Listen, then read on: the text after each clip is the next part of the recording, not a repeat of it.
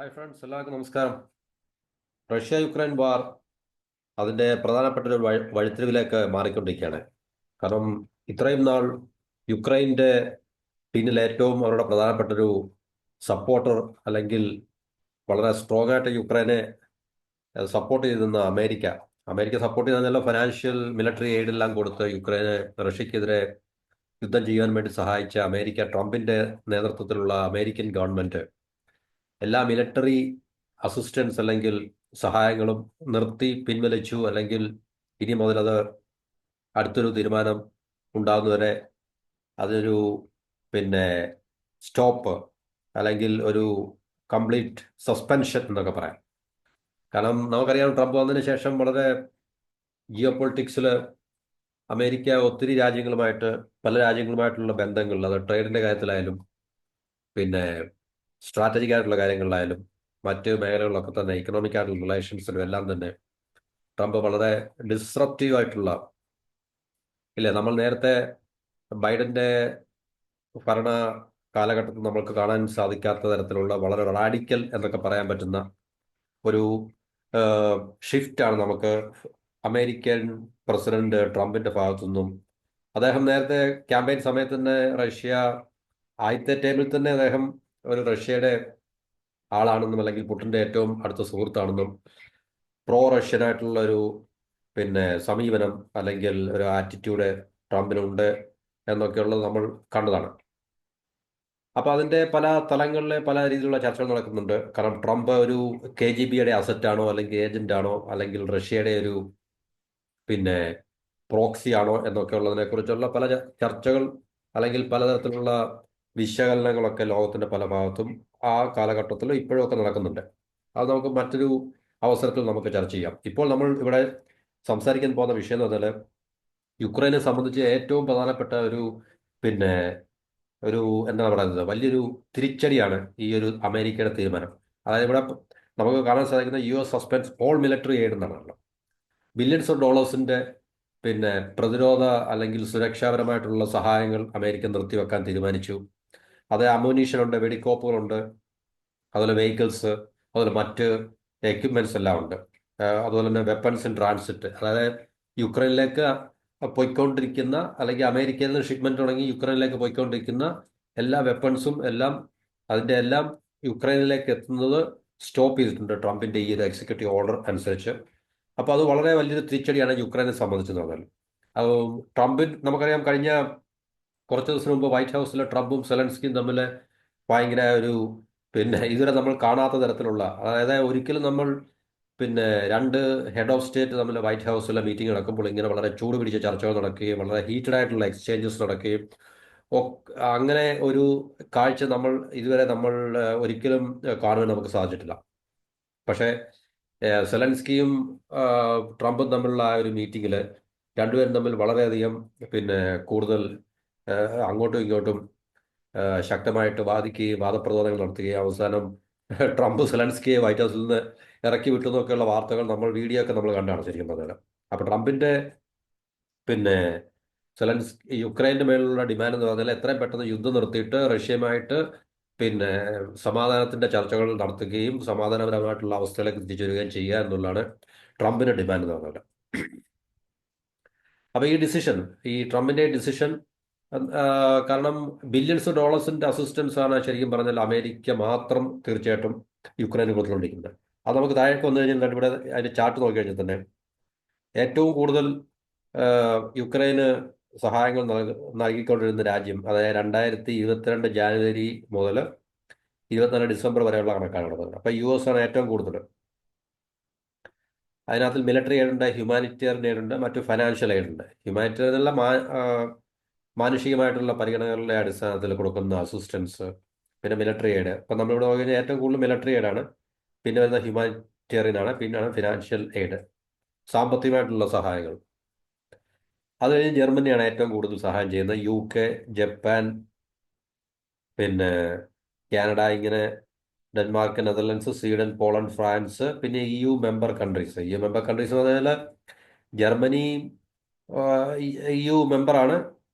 പക്ഷേ Denmark, Netherlands, Sweden, Poland എല്ലാം European യൂണിയനിലുള്ളതാണ്. പക്ഷേ ഈ പറഞ്ഞ രാജ്യങ്ങൾ ഏറ്റവും കൂടുതൽ ഡൊണേറ്റ് ചെയ്യുന്നു എന്നൊഴിച്ചു കഴിഞ്ഞാൽ ബാക്കിയുള്ള യൂറോപ്യൻ യൂണിയനിലെ മെമ്പർ കൺട്രീസിന്റെ കോൺട്രിബ്യൂഷൻ വളരെ കൂടുതലാണ്. അപ്പൊ ഈ ഒരു പ്രധാനപ്പെട്ട ഒരു തീരുമാനം സെലൻസ്കി ചെയ്യുന്ന യുദ്ധത്തെ എങ്ങനെ ബാധിക്കും?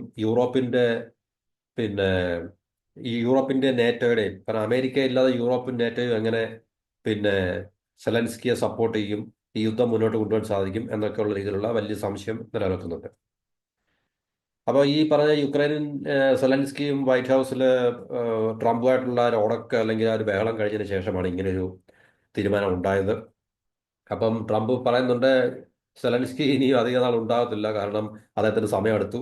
വളരെ അടുത്ത സമയത്ത് തന്നെ സെലൻസ്കി, അത് നമുക്കറിയാം, ജിയോ പൊളിറ്റിക്സിൽ നമുക്ക് അങ്ങനെയുള്ള പല കാഴ്ചകൾ നമുക്ക് കാണാൻ സാധിക്കും. ഒന്നുകിൽ കസര നഷ്ടപ്പെടും അല്ലെങ്കിൽ തല നഷ്ടപ്പെടും, ഇല്ലേ? കാരണം ഒരു നേതാവിനെ അസാസിനേറ്റ് ചെയ്യാൻ വലിയ പ്രയാസമൊന്നുമുള്ള കാര്യങ്ങളൊന്നുമില്ല. അതൊക്കെ നമ്മൾ പല കാലഘട്ടങ്ങളിലായിട്ട് പല രാജ്യങ്ങളിലും പല നേതാക്കന്മാർക്കും ഉണ്ടായിട്ടുള്ള അവസ്ഥകളെല്ലാം നമ്മൾ കണ്ടുള്ളൂ.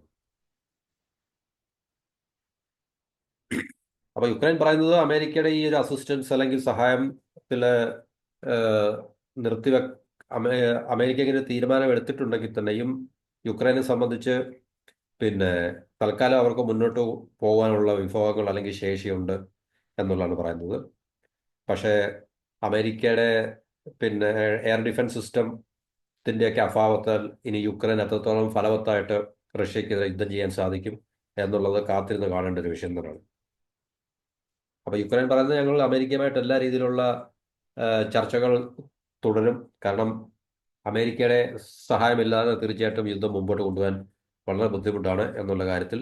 അപ്പം മോസ്കോയ്ക്കും പുട്ടിനും ഒക്കെ ഇത് വളരെ സന്തോഷകരമായിട്ടുള്ളൊരു വാർത്തയാണ് ശരിക്കും പറഞ്ഞു കഴിഞ്ഞാൽ.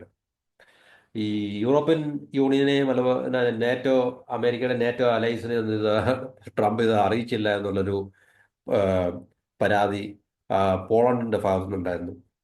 അപ്പം ഇത് വളരെ പ്രധാനപ്പെട്ട ഒരു തീരുമാനമാണ്, വളരെ സീരിയസ് ആയിട്ടുള്ള ഒരു തീരുമാനമാണ്. അപ്പം ഇത് തീർച്ചയായിട്ടും വളരെ വലിയൊരു തിരിച്ചടി സെലൻസ്കിക്ക് മാത്രമല്ല, യുക്രൈന് മാത്രമല്ല, യുക്രൈനെ സപ്പോർട്ട് ചെയ്യുന്ന മറ്റു യൂറോപ്യൻ യൂണിയനിലെ രാജ്യങ്ങൾക്കെല്ലാം തന്നെ വളരെ പ്രധാനപ്പെട്ട ഒരു തിരിച്ചടി തന്നെയാണ് എന്നുള്ള കാര്യം. കാരണം ഈ യുക്രൈനെ സഹായിച്ചുകൊണ്ടിരുന്ന ഏകദേശം 57 രാജ്യങ്ങളുടെ ഒരു അലയൻസ് ആണ്, കാരണം അമേരിക്ക ഉൾപ്പെടെയുള്ളതാണ്. അപ്പം അമേരിക്കയുടെ സഹായം തീർച്ചയായിട്ടും നിൽക്കുമ്പോൾ അത് റഷ്യക്ക് കൂടുതൽ ശക്തി പകരുകയും കൂടുതൽ ആത്മവിശ്വാസം നൽകുകയും അവർക്ക് കൂടുതൽ അവരുടെ ആക്രമണം ശക്തമാക്കാനുള്ള ഒരു അവസരം തുറന്നു കിട്ടും എന്നൊക്കെയുള്ളൊരു പിന്നെ അഭിപ്രായമോ അല്ലെങ്കിൽ കാഴ്ചപ്പാട് യൂറോപ്യൻ യൂണിയന്റെ ഭാഗത്തുനിന്നും അല്ലെങ്കിൽ യൂറോപ്പിന്റെ ഭാഗത്തുനിന്നും ഒക്കെ ഉണ്ട്.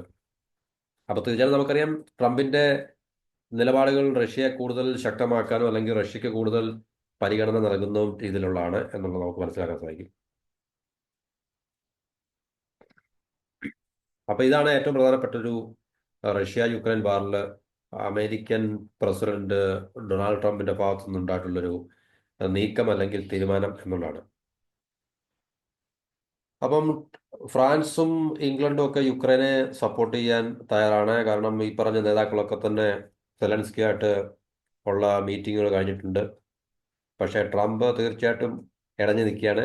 ട്രംപിന്റെ ഏറ്റവും പ്രധാനപ്പെട്ട വിഷയം എന്ന് പറഞ്ഞു കഴിഞ്ഞാൽ സെലൻസ്കി യുക്രൈൻ റഷ്യയുമായിട്ട് പിന്നെ സമാധാന ചർച്ചകൾ ആരംഭിച്ച്, യുദ്ധം നിർത്തി സമാധാന ചർച്ചകൾ ആരംഭിച്ച് യുക്രൈനിലുള്ള റെയർ എർത്ത് മിനറൽസിന്റെ ഒക്കെ കോൺട്രാക്റ്റ് അമേരിക്കയ്ക്ക് കൊടുക്കണം എന്നാണ് ട്രംപിന്റെ പിടിവാശി അല്ലെങ്കിൽ ട്രംപിന്റെ ഡിമാൻഡ് എന്ന് പറഞ്ഞു കഴിഞ്ഞാൽ.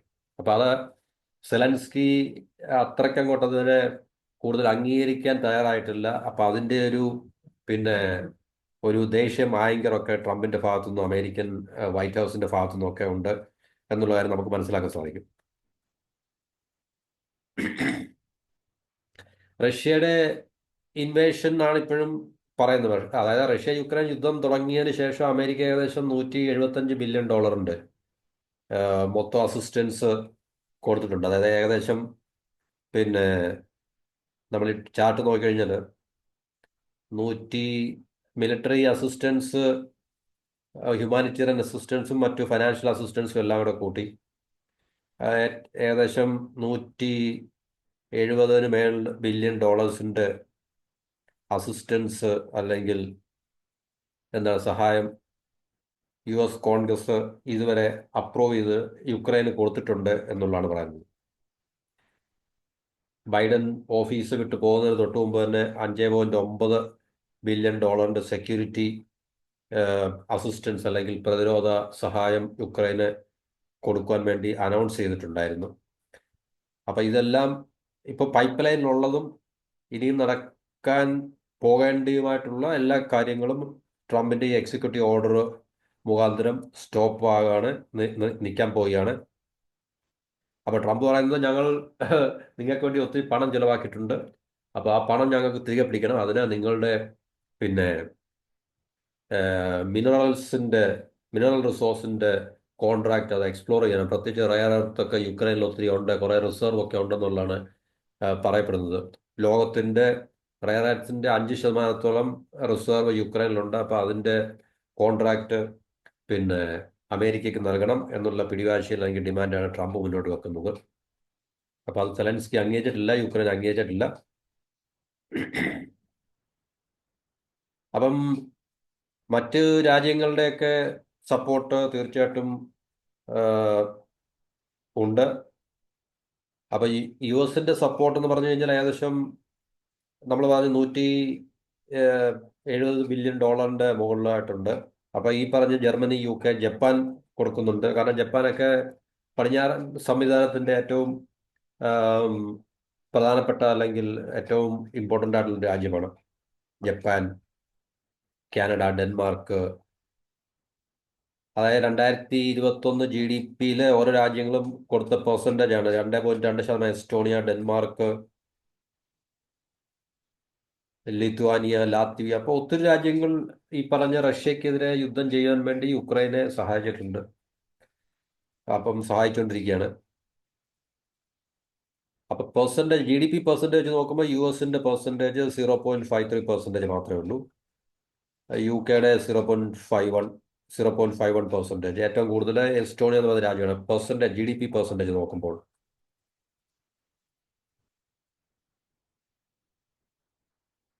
അപ്പൊ ഇതാണ് ഏറ്റവും പ്രധാനപ്പെട്ട ഒരു റഷ്യ യുക്രൈൻ വാറിന്റെ ഒരു ടേണിംഗ് പോയിന്റ് എന്ന് പറയുന്നത്. അപ്പൊ ഇനിയും യൂറോപ്യൻ യൂണിയന്റെയും നാറ്റോയുടെയൊക്കെ പിന്നെ നിലപാട്, പോളിസി എന്തായിരിക്കും ഈ അമേരിക്കൻ മിലിറ്ററി അസിസ്റ്റൻസിന്റെ അഭാവത്തിൽ യുദ്ധം ഇത് സെലൻസ്കിയുടെ മുകളിൽ അല്ലെങ്കിൽ യുക്രൈന്റെ മുകളിൽ വൻതോതിലുള്ള സമ്മർദ്ദം ചെലുത്തുവാനുള്ള ഒരു പരിപാടിയാണ് നമുക്ക് ഇതിനകത്ത് നിന്ന് മനസ്സിലാക്കാൻ സാധിക്കും. കാരണം അമേരിക്കൻ അസിസ്റ്റൻസ് എന്ന് പറഞ്ഞു കഴിഞ്ഞാൽ പല അസിസ്റ്റൻസ് ആയുധങ്ങൾ കൊടുക്കുക മാത്രമല്ല, കാരണം ആയുധങ്ങൾ ഉണ്ട്, ലോജിസ്റ്റിക്സ് ഉണ്ട്, ഇന്റലിജൻസ് ഒക്കെ വളരെ പ്രധാനപ്പെട്ടാണ്, എയർ ഡിഫൻസ് ഉണ്ട്, അമ്യൂണിഷൻസ് ഉണ്ട്, വെഹിക്കിൾസ് ഉണ്ട്, പലതരത്തിലുള്ള എക്യുപ്മെന്റ്സ് ഉണ്ട്, മറ്റു രീതിയിലുള്ള ഫൈനാൻഷ്യൽ സാമ്പത്തികമായിട്ടുള്ള സഹായങ്ങൾ, ഫൈനാൻഷ്യൽ എയ്ഡ്സ്, ഫൈനാൻഷ്യൽ അസിസ്റ്റൻസ് ഉണ്ട്. അപ്പൊ ഇതെല്ലാം വ്യത്യസ്തമായിട്ടുള്ള വ്യത്യസ്തമായിട്ടുള്ള തലങ്ങളാണ്. അപ്പൊ ഇതിന്റെയൊക്കെ ഒരു ടോട്ടൽ പെട്ടെന്ന് തന്നെ ഇത് നിന്നു പോകുക എന്ന് പറഞ്ഞു കഴിഞ്ഞാൽ യുദ്ധം ചെയ്യുന്ന ഈ സഹായം കിട്ടിക്കൊണ്ടിരുന്ന യുക്രൈനെ പോലുള്ള രാജ്യത്തിനെ സംബന്ധിച്ച് അവർക്ക് പിന്നെ അവരുടെ ഏറ്റവും പ്രധാനപ്പെട്ട ഒരു ബ്ലഡ് ലൈൻ അല്ലെങ്കിൽ ഒരു എന്താ പറയുക അവർക്കൊരു ഓക്സിജൻ നഷ്ടപ്പെടുന്നതിന് തുല്യമാണ് ശരിക്കും പറഞ്ഞു കഴിഞ്ഞാൽ. അപ്പൊ ഇതിന്റെ അഭാവത്തിൽ തീർച്ചയായിട്ടും അവർക്ക് യുദ്ധം എത്രത്തോളം മുന്നോട്ട് ഫലവത്തായിട്ട് റഷ്യക്കെതിരെ കൊണ്ടുപോകാൻ സാധിക്കും എന്നുള്ളത് നമുക്ക് ഇനി വരും ദിവസങ്ങളിൽ നമുക്ക് കണ്ടറിയാൻ സാധിക്കും.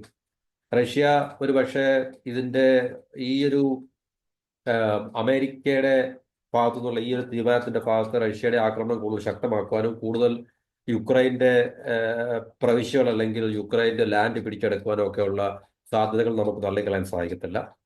എന്തായാലും പിന്നെ മിലിറ്ററി പ്രതിരോധപരമായിട്ടുള്ള ഈ പറഞ്ഞ സഹായത്തിന്റെ അഭാവത്തിൽ യുക്രൈനെ പോലുള്ള രാജ്യത്തിന്, കാരണം സ്വന്തമായി മിലിറ്ററി റിസോഴ്സ് ഇല്ലാത്ത മറ്റൊരു രാജ്യത്തിന്റെ അല്ലെങ്കിൽ ഒരു കൂട്ടം രാജ്യങ്ങളുടെ പ്രോക്സിയായിട്ട് നിന്ന് യുദ്ധം ചെയ്യുന്ന ഒരു രാജ്യത്തിന് ഒരിക്കലും തീർച്ചയായിട്ടും സ്വന്തമായി തീരുമാനങ്ങൾ എടുത്ത് സ്വന്തമായി ഇനി യുദ്ധം മുന്നോട്ട് കൊണ്ടുപോകാൻ സാധിക്കത്തില്ല.